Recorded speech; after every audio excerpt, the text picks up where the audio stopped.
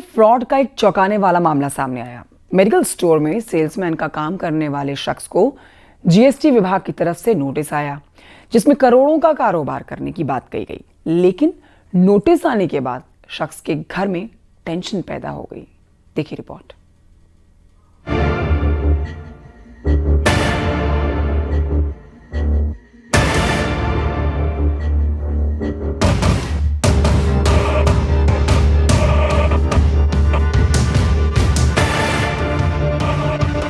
WhatsApp पर नौकरी का मैसेज आए तो सावधान।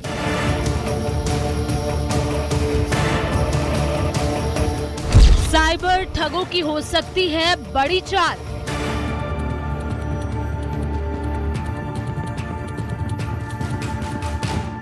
जीएसटी नोटिस आया, शख्स को कारोबारी बताया।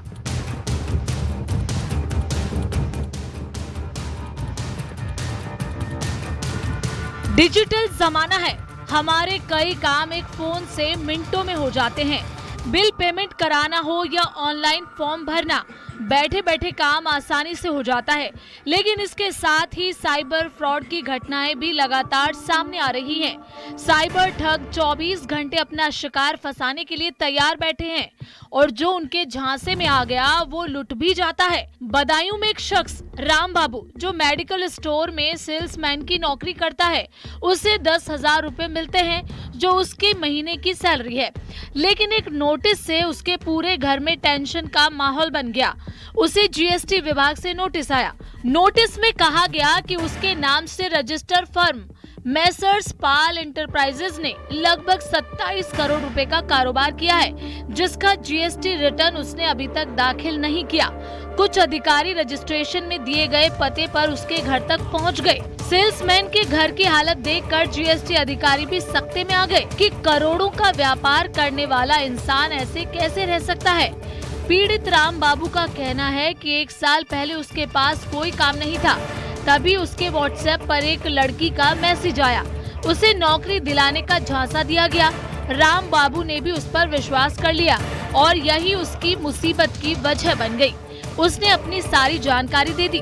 जब राम बाबू ने उस लड़की से पूछना चाहा कि इंटरव्यू कब होगा, जिसका उसे कोई जवाब नहीं दिया गया और बाद में उस लड़की ने बात करना ही बंद कर दिया।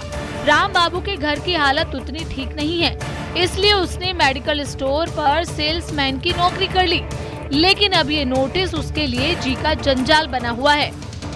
आपको बता दें, ये पूरा मामला बदायूं का है और यहाँ के एक रहने वाले एक शख्स बहुत गरीब हैं और एक मेडिकल स्टोर पे काम करते हैं।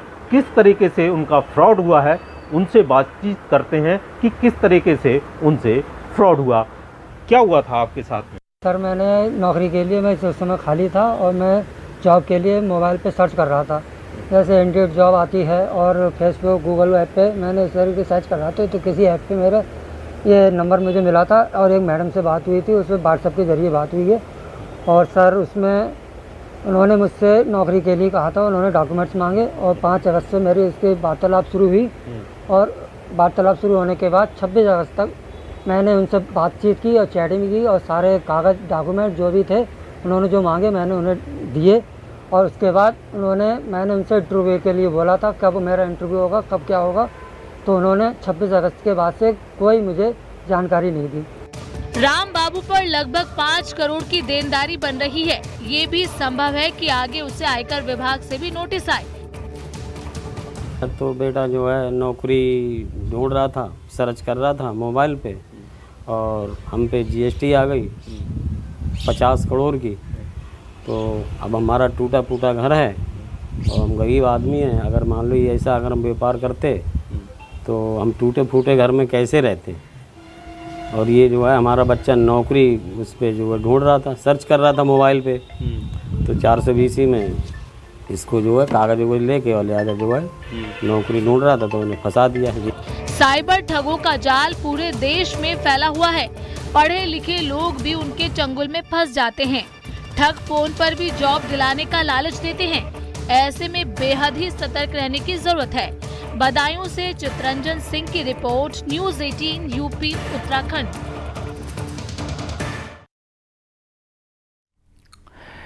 उधर गाजियाबाद में एक युवक ठगी का शिकार हो गया। साधु के वेश में आए एक शख्स को उसने लिफ्ट दे दी, जिसके बाद वो मुश्किल में पड़ गया। देखिए रिपोर्ट और सावधानी आप भी बरतिए।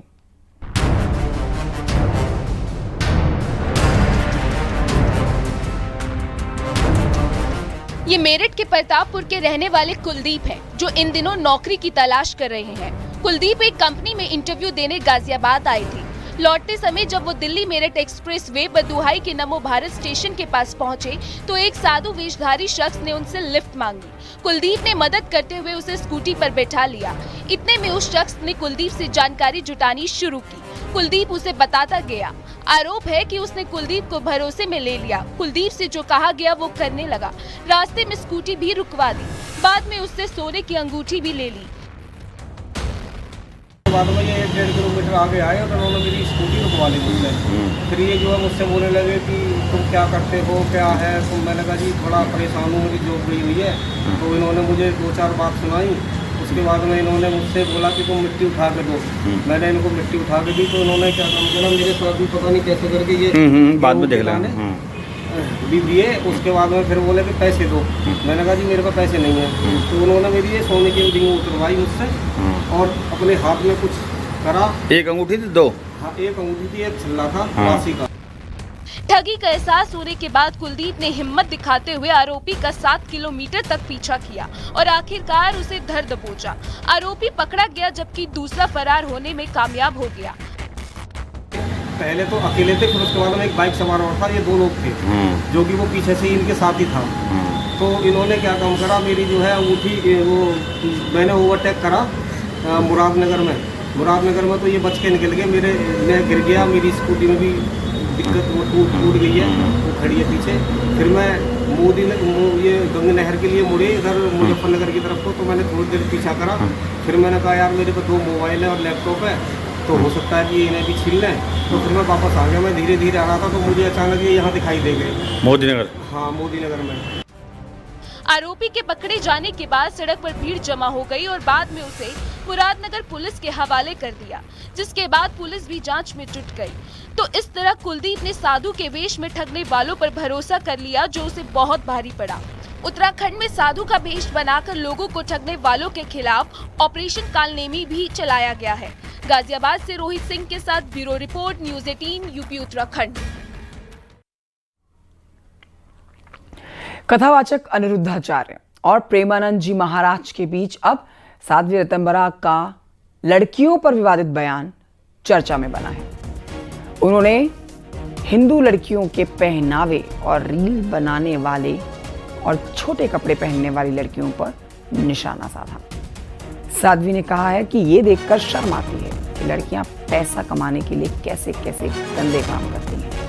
उनके पिता और पति ये बर्दाश्त कैसे कर लेते हैं।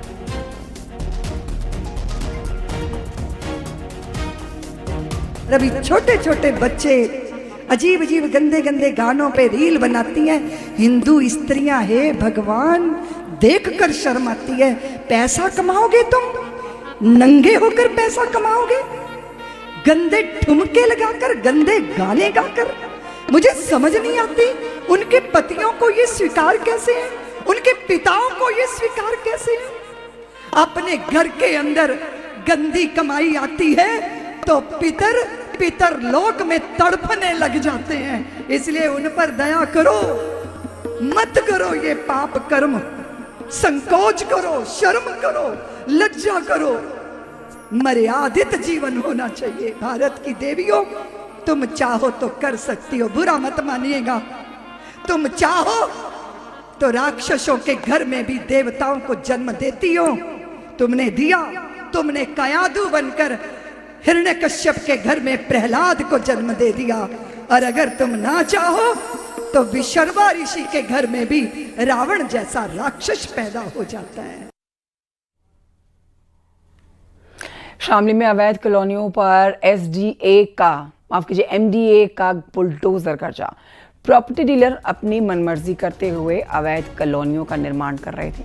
हालांकि कॉलोनियों के विस्तार के लिए एमडीए ने कोई परमिशन नहीं दी थी। इसके चलते गंगानगर फेज 2 कॉलोनी पर एमडीए का बुलडोजर कब्जा है। कई अवैध कॉलोनियों को ध्वस्त किया गया है। साथ ही भविष्य में ऐसा ना करने की हिदायत दी गई है।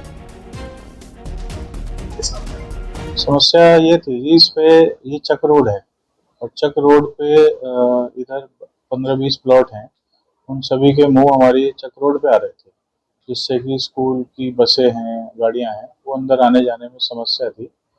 उसके लिए हम 1-2 बार एमडी में भी मिले तो समस्या का कोई समाधान नहीं हुआ। लोकल में आपने शिकायत की जो अधिकारियों से जी, उसका कोई समाधान निकला? उन्होंने आश्वासन दिया था लेकिन कार्रवाई नहीं हुई। कौशाम्बी जिले से नाबालिग हिंदू लड़की के साथ गैंगरेप और जबरन धर्मांतरण का सनसनीखेज मामला सामने आया। पीड़िता ने 3 युवकों पर मौलाना के जरिए कलमा पढ़वाकर जबरन धर्म परिवर्तन, धर्म बदलवाने और गैंगरेप का आरोप लगाया। पुलिस ने मामले में मुख्य आरोपी मोहम्मद कैफ को गिरफ्तार कर लिया। उसकी बहन का मेरा पहले परिचय था, उसके बाद उसकी बहन उसकी बहन की वजह से उसका मेरा वो हुआ। हम लोग एक दूसरे के बारे में जाने पहचाने। उसके बाद उसकी बहन से मैंने सब कुछ बताया तो उसकी बहन बोली तुम मेरे घर आओ, मैं अपने भाई को समझा दूँगी। फिर उसकी बहन मेरे पास कॉल की, मैं उसके घर गई। फिर उसके बाद वहाँ 3 लोग थे। उसके बाद 3 लोग वहाँ कमरे में थे और ना वीडियो बनाए, ज़बरदस्ती सब कुछ किए, अश्लील वीडियो बनाया। हाँ। फिर उसके बाद उन्होंने मुझे कुछ कलमा वलमा पढ़ाया, सब कुछ बोले आज से तुम मुस्लिम हो गई, तुम्हें कहीं जाना नहीं, बम्बई लेके मुझे जाने के लिए कह रहा था। जिसके संबंध में पीड़िता की मां द्वारा थाना पश्चिम सरीरा पे प्रार्थना पत्र दिया गया। प्रार्थना पत्र के आधार पर थाना पश्चिम सरीरा में IT एक्ट में मुकदमा पंजीकृत किया गया। विवेचना के दौरान कुछ अन्य बातें भी प्रकाश में आ रही हैं, जिसके कारण पंजीकृत वाद में सुसंगत धाराओं में बढ़ोतरी की जा रही है और विधिक कार्रवाई की जा रही है। आगरा में खाद्य विभाग ने बड़ी कार्रवाई की है। घी के गोदाम में छापा मारा और 300 क्विंटल देसी घी को जब्त किया गया। जांच के सैंपल लेकर टेस्टिंग के लिए भेजे गए हैं। गोदाम को सील किया गया है।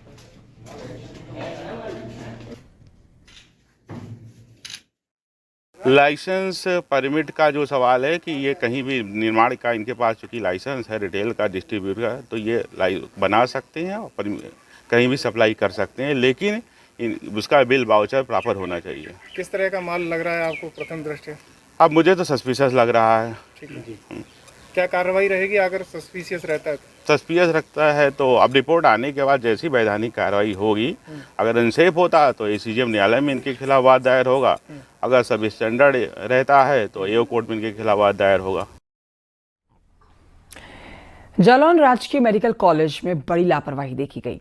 किसी और मरीज का ऑपरेशन किया जाना था, लेकिन किसी दूसरे मरीज का ऑपरेशन कर दिया गया। ये पूरा मामला जानिए इस रिपोर्ट में।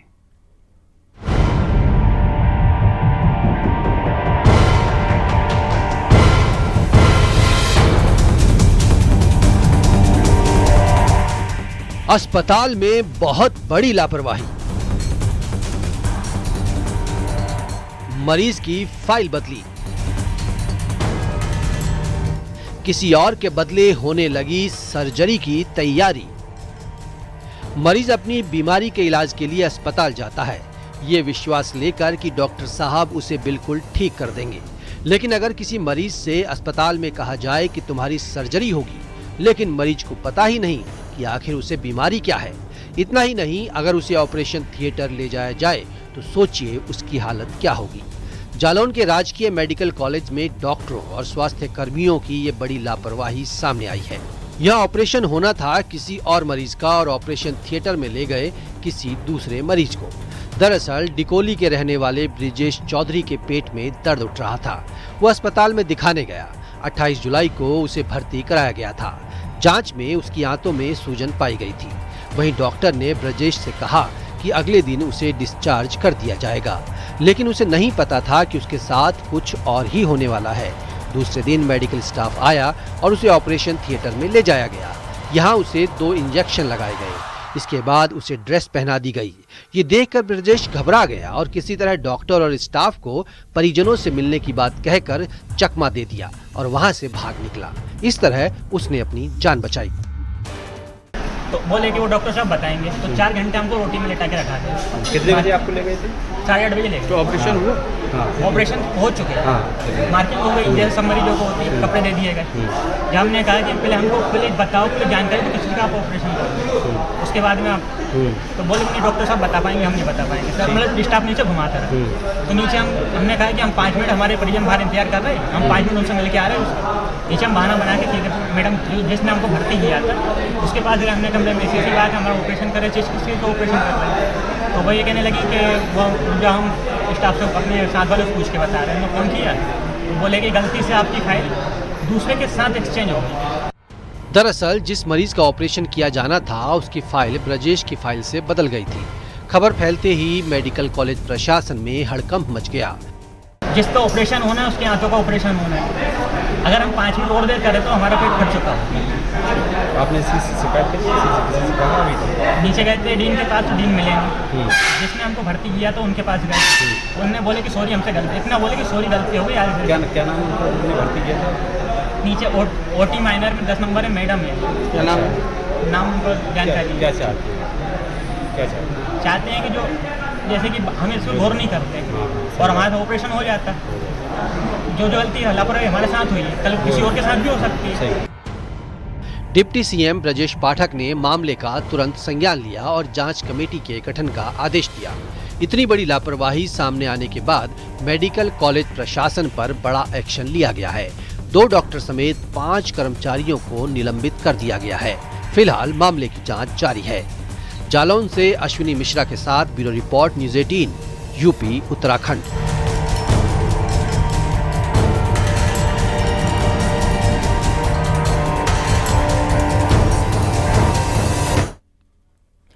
उधर मेरठ में नशे की दवाओं की बड़ी खेप पकड़ी गई। इन दवाओं का इस्तेमाल अवैध तरीके से नशे के लिए किया जा रहा था। जानकारी मिलने पर ड्रग विभाग की टीम ने मौके पर पहुंचकर छापेमारी की। फिलहाल पुलिस ने आरोपी मकान मालिक को गिरफ्तार कर लिया है, उससे पूछताछ की जा रही है। इसमें मुखबिर से सूचना प्राप्त हुई, जिसके आधार पर जो है छापा मारा गया। हमें भी हम यहाँ पे उपस्थित हुए तो ये एक अनलाइसेंसी प्रेमिसेस है जहाँ पे कि ये आप देख रहे हैं बड़ी मात्रा में दवाई भंडारित है और ये सभी की दवाइयाँ जो है NRX कैटेगरी की हैं। ठीक है, तो चूंकि अनलाइसेंसी प्रेमिसेस है तो सीधा ये NDPS के अधीन है और ड्रग विभाग भी इसमें कार्य कर रहा है।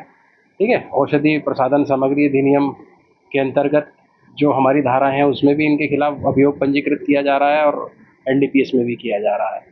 अब उन ड्रग्स की लीगैलिटी चेक करने के लिए, उनकी मात्रा को चेक करने के लिए, उनके ओरिजिनलिटी को चेक करने के लिए ड्रग विभाग को सूचना दी गई, ड्रग कंट्रोलर को। उनकी टीम भी वहां मौके पर आई है।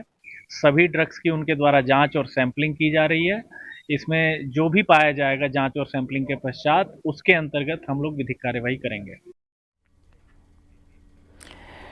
आगरा से खबर, एक बिल्ली इन दिनों काफी चर्चा में है, जिसकी देखभाल के लिए होमगार्ड्स की ड्यूटी लगाने को अब तैयारी की गई है और दावा किया गया है इस तरह का। आप इस रिपोर्ट में देखिए पूरी खबर।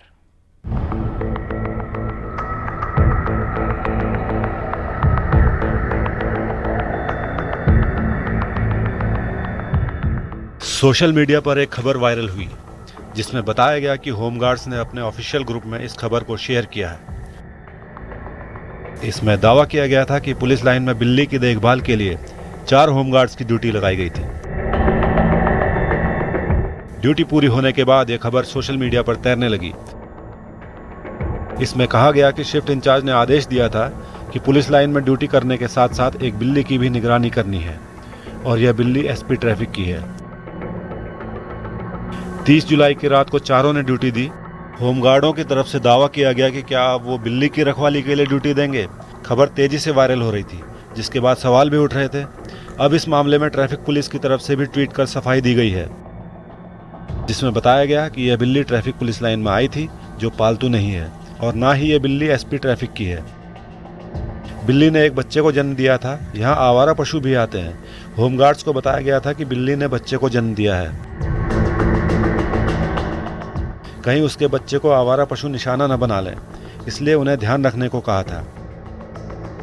उस ट्रैफिक हेड कांस्टेबल ने ड्यूटी करने के बाद 31 तारीख की सुबह सोशल मीडिया पर एक पोस्ट किया और उसने अपना दर्द बयां किया कि बिल्लियों की रखवाली के लिए 4 लोगों की ड्यूटी लगाई गई, जिसमें वह भी शामिल था। फिलहाल बिल्ली की काफ़ी चर्चा हो रही है, वहीं डीसीपी ट्रैफिक ने जांच बिठा दी है। आगरा से कामिर कुरैशी के साथ bureau report, news 18, UP Uttarakhand.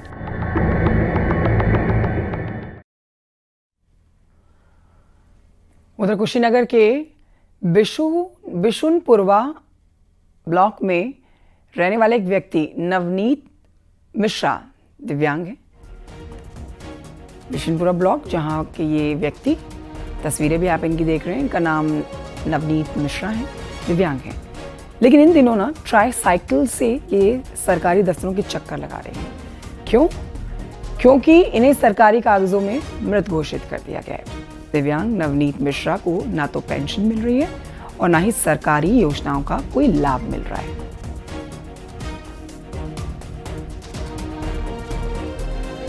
मामला पेंशन का है।